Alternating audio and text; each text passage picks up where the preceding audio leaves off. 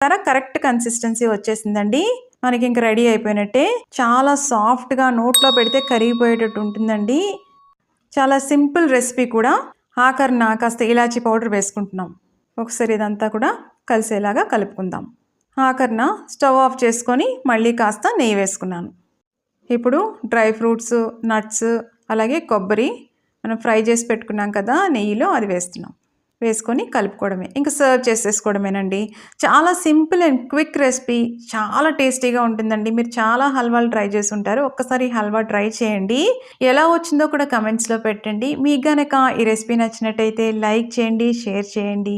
ఇలాంటి interesting recipes కోసం healthy flavours ఛానల్‌ని సబ్స్క్రైబ్ చేసుకొని రెసిపీస్‌ని తప్పకుండా ట్రై చేయండి. చూసారా ఎంత సాఫ్ట్‌గా వచ్చిందో. నెయ్యి కూడా ఎక్కువగా ఏమీ పడలేదండి.